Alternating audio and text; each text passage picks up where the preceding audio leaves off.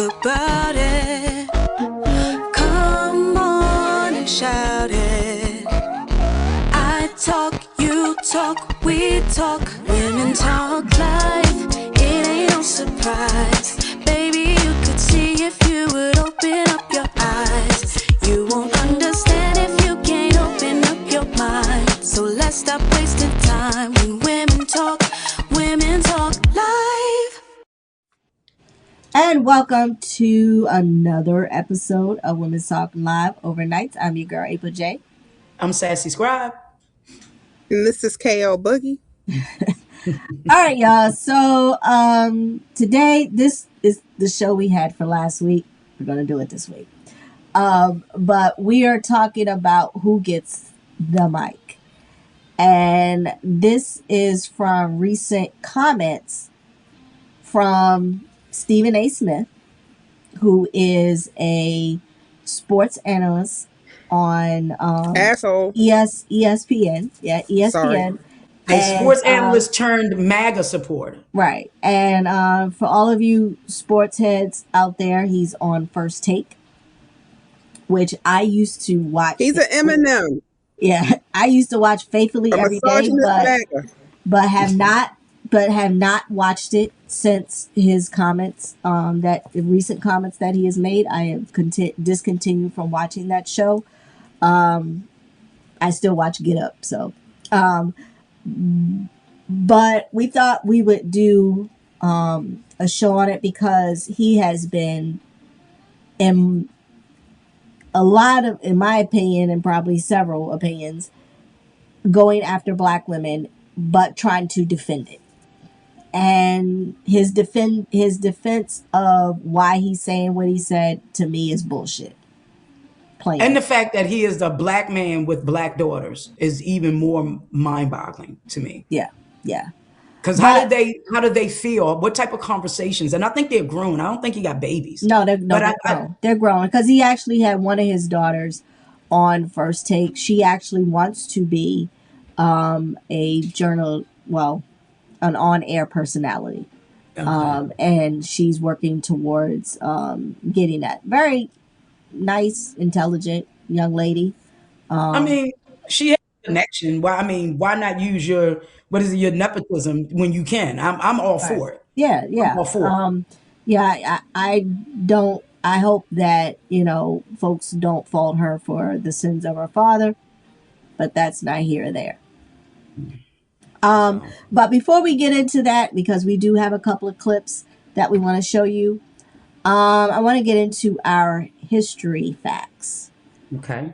So, our first history facts has to do with the Wild West saloons. Very, popular. You see those in all the cowboy movies or whatever. But Hollywood gave us swinging doors and barroom brawls. But the first Wild West saloon were much rougher and simpler.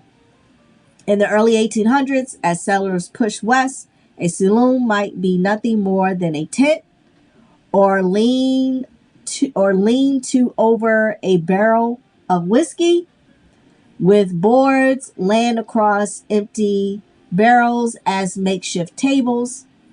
As towns grew, these drink spots became more permanent buildings made from whatever was on hand. Wood where there were trees, and sod and stone where there were, offering frontier folks a basic place to drink and briefly forget how hard life was on the edge of America West. So, weren't always buildings. They were tents and leaning over a barrel of whiskey. That was it. I mean, you can see that when you watch these old Western movies. They look dusty and dirty. I think about that back in the day, too. Like, even when they took a bath, they still look dirty. Yeah. But, it depends on, what did they take a bath in? Dirty water. Yeah, pretty much. All right, so, back into the ancient Egyptians and how they actually mourned. Ancient Egypt's Egyptians didn't literally worship house cats as gods, but they did see them as a sacred symbol of divine power. Cats were admired both by their fierce hunting and their gentle care of their young. So they were linked to protection, fertility, and home life. Families believed keeping a cat brought good luck and chased away evil spirits. And when a beloved cat died, some owners even shaved their eyebrows in mourning until they grew back or had the animal mummified. Royal households fed cats from their own plates and adorned them with gold. Over time, goddesses like Beset, protector of home, childbirth, and cats, shifted from being shown as a lioness to a domestic cat, while other cultures embodied the deadly, warlike side of the feline power and devoted still visual today in defined feline statues in the museum. I'm gonna be honest with you. I don't Cats, care for cats are cats. creepy as shit. I don't like They're cats. creepy. Cats are not my cup of tea at all. I don't like them. They are very sneaky and they jump on stuff. I don't like them. They jump. Well, cats have the ability, like when old people get cats, there's something in the cat's feces and urine that will get into the brain. Like pregnant women can't change cat litter because of it's a certain parasite that gets into the woman. But when you see older people with a bunch of cats, it's because cats, I don't know if it's they emanate or something, but whatever it is, it forces the person who's taking care of them to deny their own well being in order to take care of the cats. That's why old people will have a bunch of cat food, but they won't have food. And it's a true statement. Look it up. Ew. The cats will make it so you deny yourself and take care of them. I know they said as people that have cats and have newborn babies, they need to watch the cat around the baby because the smell of the milk on the baby's breath is what like the cat will smother them or something. I don't know. I don't have cats. I don't have pets at all. But if I had a pet, it damn sure wouldn't be a cat. Yeah, no, Yeah, no, I no, love cats. no. I I don't. I don't. love I They're cats don't. just and dogs. they're too sneaky for me. I'm like April. Yeah, They sneaky. nah. They like to jump on your cabinets and all. Well, I they ain't are for that. apex predators. Yeah, They are they Okay. apex predators. and I don't trust them. Okay. I don't trust them. I ain't I gonna have said, nothing in my house I Look, can't trust. I remember being in college and the girl came to class and her arms were all scratched up. And I said, my God, it looked like you got in a fight. She said, I did. My cat scratched. I said, shit. I said, you Yeah, still got that cat? yeah, She's like, she called me by my real name, right? Because I wasn't sassy at that time. Well, yes, I was. She just didn't know it. But when she called me by my real name and she was like, you don't understand. I said, I understand that a motherfucker I feed and take care of do that to me is no longer gonna exactly, be in my house. exactly. Just period. Yes, I'm absolutely. not I'm not gonna let you bite me and feed you too. Right. Same thing if I had a dog. Oh yeah, no, true. All right. So the last history fact has to do with the Roman numerals. Zero is surprisingly new idea in math history. Long before it was treated as a true number, several ancient cultures only used zero as a placeholder to show that something was missing in a position. Samurai and Babylonian scribes used special wedge marks to keep no tens or no hundreds, and the Mayas later created their own symbol for zero in their calendar. But none of them treated zero as a number with its own value and rules. Romans went even further. They had no symbol for zero at all. Their numerical system only used I, V, X, L, C, D, and M. And And when they needed to show nothing in record, they just wrote the Latin words like null or nihil, meaning none or nothing, instead of numeral. So for most of ancient history, people could say nothing but they didn't yet calculate with zero the way we do today. That breakthrough came much later when zero was finally accepted as a real number, not just an empty space. But then stupid Americans Poor added little zero. zero. Zero, yeah. So The zero's now a hero. yeah, zero was the black stepchild. Yeah, yeah. Oh right. Bets. Yeah. All right. So we're gonna get into today's show where we're talking about who gets the mic, and I wish that some folks just did not have a mic at all. Yeah, it's to the point now Expose that. where some microphones need to be regulated. And I say that as people with microphones, but some of the stuff that people put out there is just they've realized that there's money in gaslighting and misinformation. Right. And Stephen A. Smith is one of those people who has found the grift to be very lucrative for him to no longer be a Democrat or an independent or liberal or progressive. He's gone on the side of ultra conservatism, and especially his misogynoir and negativity towards Black women. Right. So, all right. So this is his clip, that interview he did with ABC. I'm sorry. So, and this is where he addressed those comments that he made. Here we go. I don't know if you would categorize this as a third rail or a pitfall, as you describe, but in your book, you talk about how when you were first starting with, quite frankly, you were concerned that the Black community might see you as a sellout, as an Uncle Tom. And as you know, some of those criticisms have come about lately. And I want to just play a quick clip to get your reaction. Sure. To use your platform in order to not only come for me, but consistently kind of have a track record of coming for Black women, I was just very disappointed in him. They're paying you not for your numbers, my friend. They're paying you because you are willing to say the nasty things about Black people that they want to say. Your reaction? They should be ashamed of themselves. Where's your evidence? Well, Crockett, you have apologized. Well, let me tell you what I apologized for. Trump followed up what I said by calling her low IQ and stuff like that, which I found appalling. She's a highly educated woman. She's licensed to practice law in the state of Texas, Arkansas, and federally. She's a United States representative. She's an influential, intelligent, decent, good Black woman who cares a lot about Black people in this country. So I apologized for assisting in any way this notion that it's okay to say that about her, because I didn't want any parts of that. But I did feel that the situation was overblown.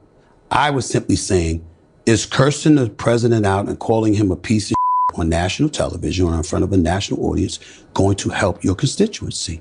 I wanted to know the answer to that question. You know, it's not just Joy Reid and... Well, let me say something about Joy Reid. Let's get this out of the way. I don't know this woman. I've met her one time. I shook her hand once. I've never spoken to her in my life. And she's responding that way because when she got fired by MSNBC, her show got canceled, I spoke on it. And what I said was, she is a talent, highly intelligent woman. I respect her. The issue, however, is that if your numbers drop 47% and you are Black, in this culture that we're living in, did you really expect something else to happen? Of course they were going to do that to you. I'm looking at it and I'm saying, okay, I get what you're saying and you might be right. But the manner in which you're going about it, that ain't going to serve you well long term. But why is it that many Black women have had this criticism on Stephen A. Smith? Who are the many? Because I think they're the few. You really think they're the few? Seriously, you really think they are the few? He's being intentionally detached from the reality of what's being shown on various social media platforms. First person he was talking to was Tiffany Cross. If you remember, Tiffany Cross was fired from MSNBC. She is now with Angela Rye and the guy that was running for governor, and what's his name, Gilliam, on the Native Land podcast, which is a great podcast. I listen to it as often as I can. And he's talked about her. He's talked about Joy. He's talked about Jasmine. He's talked about Angel Reese. Every platform that I've seen with a voice of strong Black women, they've all come out in support of these women and against him. So he's not looking. He's intentionally trying to disassociate himself, calling them the few. No, brother, it's many of us, and you don't know the three of us, but it's many of us within our social circle, within our personal circle, who are talking about your misogyny and the discourse that you create around educated, strong Black women. And the platitudes that he just gave is like dust. It really means it really means nothing. Like KL, he would say with your double undergrad and your double masters that you are too educated for your own good. So it's like platitudes. Yeah, and I even when Joy Reid addressed his comments about her numbers, I mean, even her numbers on her worst day are better than First Takes. First Takes, they got what, 500,000 views, and a lot of people that I know who like sports like me think he don't like it. They don't even watch him. The cigar lounge that I go to, they call him a dumbass bitch. And they was like, oh, nobody care what that, so and so little bitch say. And I mean, it's just like, you're thinking that, as Don Lennon had said, very gracious, very nice, eloquently, you're thinking that because you're speaking in a loud voice, you must be right. No, dumbass. You're just loud. You sound like a dumbass. So, I'm like, come on. But isn't he the one that Shaq said if he put Angel Reese's name in his mouth again, he was going to have to check him? Oh, yeah. Yes. Yeah. Have you heard him say anything else? No. The same way he got checked by Serena Williams' husband. Yes. Got checked by LeBron James when he wanted to go out here and say, negative shit about his son. LeBron James pulled him up at a game. Like, hey, let me talk to you for a second. And basically told him, keep my son's name out your motherfucking mouth. And somebody reported it. And he had to address it on First Take because everybody was talking about it. And all he could say, well, I can understand him being as a father. No, Negro. He was speaking because this is a pattern that you often do. You want to talk about Black people. But here's a clip where he's addressing that Black people don't like him. So here's that clip. Oh my God, I don't want to. Black people don't like me? I'm from Hollis, Queens, bro. I'm from the streets of New York City. I go to the streets of America everywhere, all over this country. I'm inside and outside arenas. I'm inside and outside local businesses and stuff like that. I'm the ambassador for HBCU Week. In concert with Ashley Christopher and other people, I've helped generate over 12,000 scholarships in excess of $150 million for Black students. I'm a member of Omega Psi Phi fraternity. I ain't just down with a fraternity, that's a brotherhood. All of them are my boys. I was raised by 5 Black women, Joy. I have 9 nieces. I have 2 daughters. Everybody Black. I still go home to Hollis.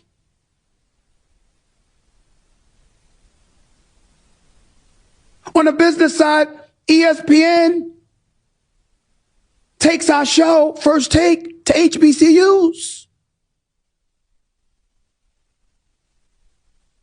Packed gymnasiums wherever we go. Black people don't like me? You sure? Positive. Walt Disney and HBCUs, when we start going on tours every year. Okay. Let me the say first- this. Okay. I used to be, I'm going to be honest with you. Back in the day, I was a fan of Stephen A. Smith because I felt like he was talking and saying the shit that other people wouldn't say. Now, he was always loud. I could never figure out, but my ass is loud too. But I could never figure out why he was always so loud and so belligerent and say it with my chest type of thing. But the more the more I matured, right, and began to really and truly critically think for myself, the more I seen him as a clown. And he has had a history of this whole victim blaming since 2014. This is not new. It didn't just happen in a vacuum overnight. This goes back to 2014 when he said he suggested that women should modify their behavior to avoid domestic violence. That was in 2014. So you getting hit is your fault. And maybe you shouldn't wear the skirt, or maybe you shouldn't talk back to your man, and you probably wouldn't have gotten punched in the face. No, he's got 15 black women around him, and he still comes for black women. And that's the thing. If you were raised by black women, have two daughters, you should fucking know better.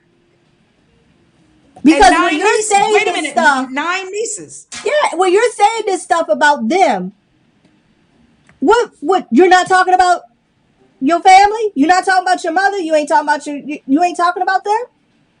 That to me is what the issue is, because they arbitrarily think that their side of their women are excluded. Like, you can disparage and degrade, a whole slew of black women, but yours you're not talking about. Yours are the only ones that are placed on a pedestal. Yours are the only ones who don't subscribe to the status quo that you feel degrades or denigrates other women.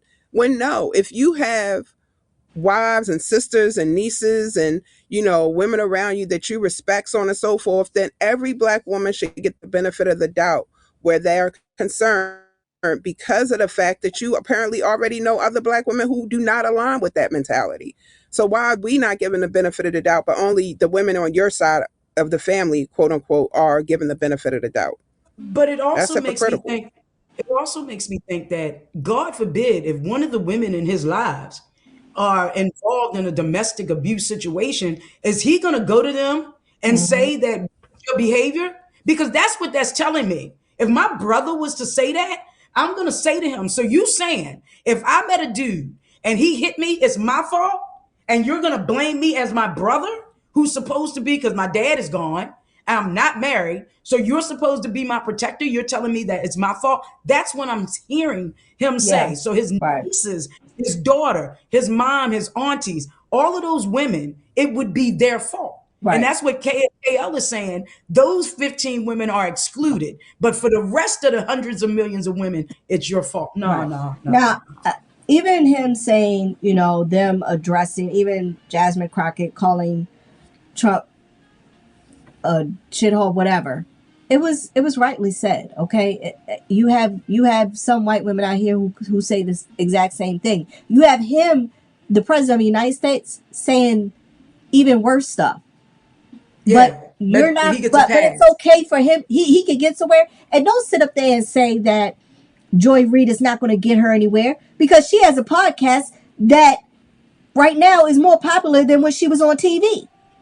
Wait a minute, and it's getting more views than his fucking show. It's getting more views than his, even when she was on TV at that 47% drop, which he fails. This is what he's failed to tell people. Right. They deliberately did that to Joy's show. And if you look at CNN now, or MSNB, what is it, MSN now, whatever the stupid name is, if you look at it, where are the black news anchors? There are none. Yeah. I happen to think that Ari Melber might be next because he's not really white, right? So I think they're doing their level best, or even Rachel Maddow, because she's openly out about who she is as a person. So if I look at that show, I'm only listening to Ari, Lawrence, and Rachel. I'm not listening to anybody else on that website. Well, maybe not Tiffany. What is it? Michael Steele and what's her name? Oh, the lady who used to be in the Biden. Simone Oh, I can't Sanders. stand Yeah. his dumb ass either. Well, he's trying to redeem himself. I mean, he's really trying to. I'm gonna give Michael a little bit more credit than most people give because he's really trying to redeem himself from coming back. No, don't get Yeah, me wrong. I He's still a have. conservative. Yeah, He's still a I have. conservative He's Republican. still Don't get me conservative. I wrong. have seen him on that show, and I do agree that he is. I On think the right he's at side a of place. history. Yeah, he's on a place where he's still conservative, but he ain't like these other crazy No, he's not. nutcase Because he out he here. understands that he's still a black. They showed him when he was in charge of the Republicans that he was still black by removing him when he was in charge of the Republican Party. Right. So So I mean, I want to give viewers numbers because he was, talking about her. Oh yeah. Right. So in 2025, First Take averaged about 517,000 viewers per episode. So is it every day or is that weekly? This is per episode. They come on every day because they come on after Get Up. So they come on every day. Okay. Now during a big sports month like NFL, college, we just had the college championships and we have the NFL playoffs going on. It climbs to 600,000 views per episode. Now they come on every day on MSNBC. I'm sorry, on ESPN Monday through Friday. Joy Reid in early 2024, she was averaging 759 viewers on average. 759,000. Yeah, 759,000 on average. Now, when her cancellation happened in February of 2025, she had roughly about 955 average viewers per episode. So they both averaging 200 some million views a year. But she had more. She had more. Yeah, because they're averaging about a record high around 5 to 6% from the previous year. So Joy Reid, she roughly was averaging 1.4 million people per year. So what are her numbers now with her new podcast and her YouTube channel? I'm gonna go to YouTube and see what her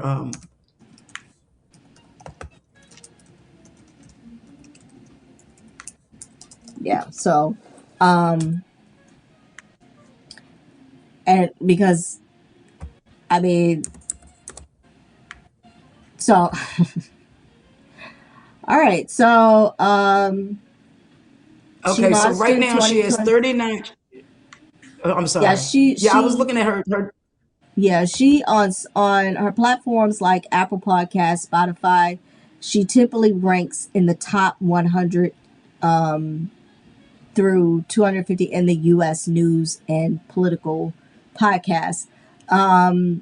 She has roughly about 1,000 downloads, 575 unique listeners, and so that's per episode. I don't know if she's on weekly. She's on YouTube. She's on 3 times a week. Mondays, Wednesdays, and Fridays from 6 to 8 Eastern live. And you can subscribe to her YouTube channel. She has 398,000 subscribers on YouTube. And since she's been independent, she has like 436 videos. And I think since she's been independent, one of her most famous videos was when she was asking MAGA Republicans, why are you so mad? You've gotten everything you wanted. And it was so spot on.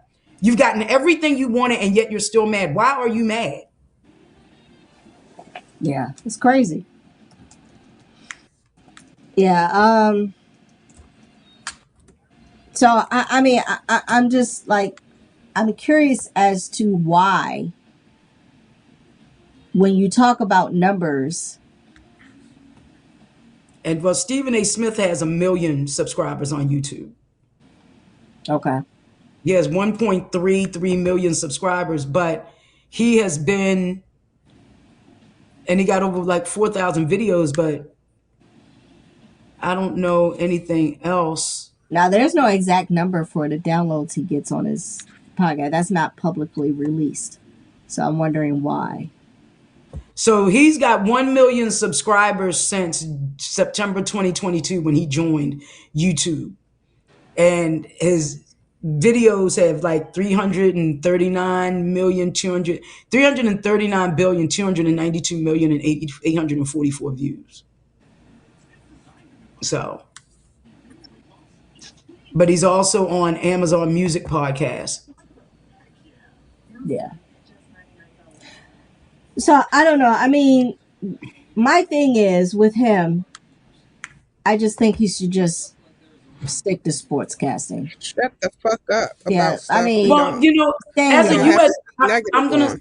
I'm gonna say this: as a U.S. citizen, we all have the right to pontificate, as we are doing right now, on things that we believe as U.S. citizens, politics, and everything else. But I think there's a way that you can do it that shows your level of empathy towards humanity.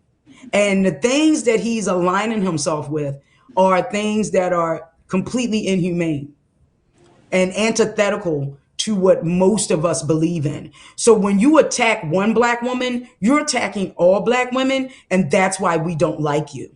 Mm-hmm. Yeah, pretty much.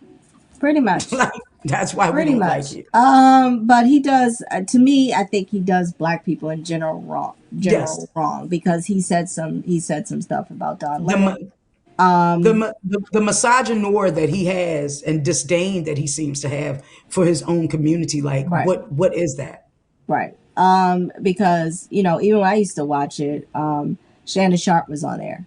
And when he got into that whole mess with being on video or whatever, he got into that whole thing with the white girl. And all that. Yeah. So- When he let his member get him in trouble. Right. Like, So- first of all, Shannon, sidebar, you too old to still be thinking with your thing. Yeah, it's true. Now, granted, hey, listen, it is what it is with him. But this was supposed to be Stephen A. Smith boy. He gets on his podcast and pretty much, goes after him with blunt guns blazing. I mean, just saying everything about it. After that, you didn't see Shannon Sharp on there again. And for me, then they tried to get Shannon Sharp's co-host. Shoot, I forgot his name. Oh my gosh. Bayless? No. He played football. It's not Ryan Davis. It'll come to me. No, Shannon Sharp. Oh, I know what you're talking about. Cam Newton. No. Cam Newton. Cam Newton is on First Take. But before Cam Newton came on First Take, it was supposed to be someone else. He was a football player. I don't watch it, so I can't help you guys at all because I don't watch it. Yeah, no. Oh my gosh, it's a real crazy name because he changed his name to it. But it's a real because he used to be on Basketball Wives. Man,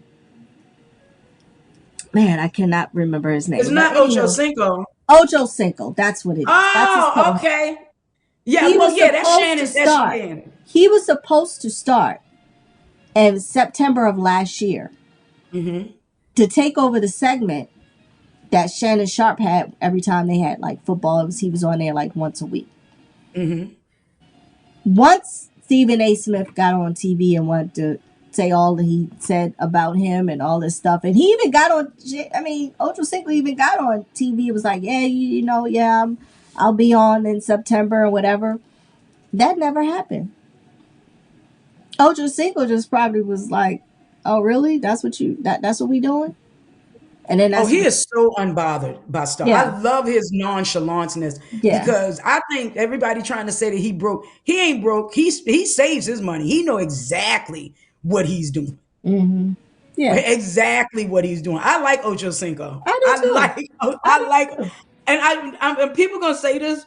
I like watching him and Shannon with that nighttime show because when that dude came on there and he was a little slow, Ocho had me in tears because the man was the confident. Yeah, yeah, yeah. But Ocho Cinco was in tears. He had me dying because he had the exact same mindset that I had when I was watching. Oh wow. Oh Yeah. God. So I mean, Oh. I'll grant it. I mean, I like Cam Newton on there, and but I just can't watch it because he's the only one that really shows Stephen A. Because he'll even call him. He'll say Stephen Anthony Smith. He'll say his whole government name, and when he says it, you know he about to tell him Yeah, but he's no, and problematic on this is his how own you show wrong. too. Yeah. So I mean, I don't know. It's yeah. Oh, And then he oh says, Lord. this dude needs to go have several seats. All right. Wow. What they say. So last week we talked about the shooting of the unarmed man, and so our poll question was, how confident are you that ICE will be held accountable if wrongdoing is found in this case? And so far, 6 out of 10 have absolutely no confidence that this ICE agent will be held accountable. It's still So, four people with optimism. It's four too many. yeah. It's four too many people that think that the government is showing you right now that it is not for you. It is for the Mhm. few and not the Right. many. Yep. Exactly. Exactly. All right. So, this week's poll is: do you think that there is an increase in the misogyny of black men against black women? So, that's the poll for next week. All right. I think we Okay. just need to do a poll that says, "Do you think?" Period. Hard stop. Yeah. Do you think? Yep. That's the part. Folks thinking. All right. So, final thought of the day. Have you ever just looked at someone and knew that the wheel was turning, but the hamster Nah, was dead? I thought you was gonna say the wheel was turning in the opposite direction. Like, oh, Yeah, right. oh, Yeah. the wheel was Okay. turning, but the hamster is dead. Yeah. Yes. Yeah. Yeah. I think that Yeah. that speaks very well for who we have in office right now. All right. All right, y'all. This is Women's Talk Live Overnights with your girl April J. I'm your girl, SassyScribe. And this is KO Boogie. See? See? Oh, Yo, I be trying. I know, but listen, it wouldn't be right if the show didn't have your intro and outro delay. Right. It would not be the show. Yo, but Classic. I be hearing, look, I be hearing you All right. late. Okay. We love it though. We love it. We love you. We love you guys. Be Yeah. safe out there. All right, y'all. See y'all next week. Women talk live.